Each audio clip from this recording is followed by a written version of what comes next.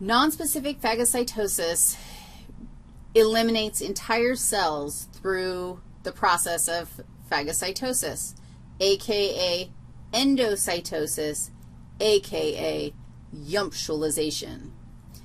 So nonspecific phagocytosis is carried out by three main types of cells, and those are the macrophages. This shouldn't surprise you, macrophages.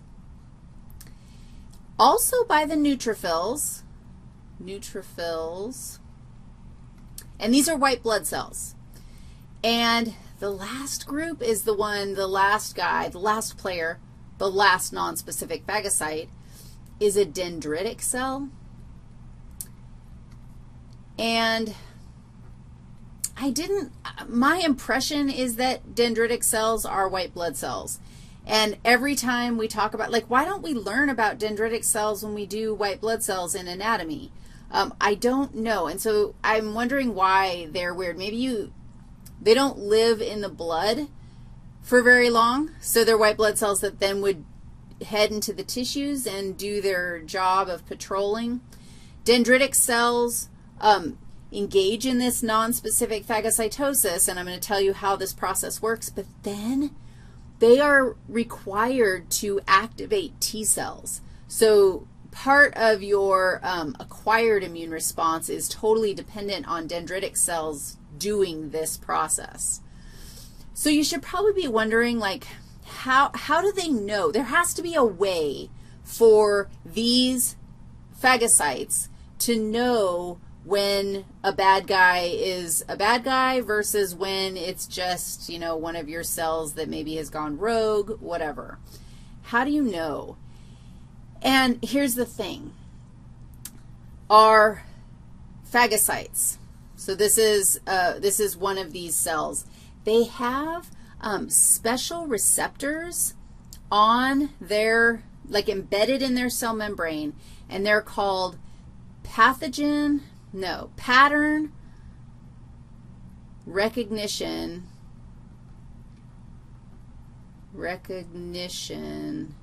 receptors, also known as PRRs.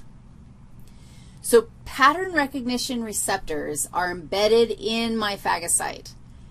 These are general patterns that match molecules that are known as PAMPs. Okay, so just a second. A PAMP is a pathogen-associated molecular marker. So who would a PAMP be attached to? A pathogen. So I'm going to give you an example of a PAMP. An example would be peptidoglycan. Peptidoglycan.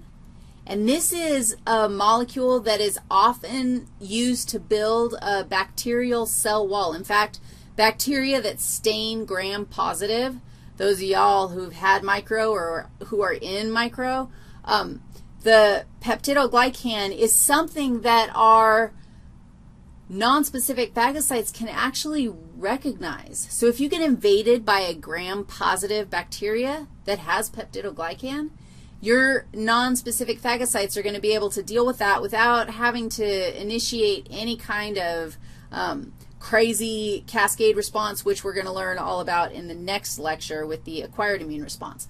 So it's pretty awesome. It's fast.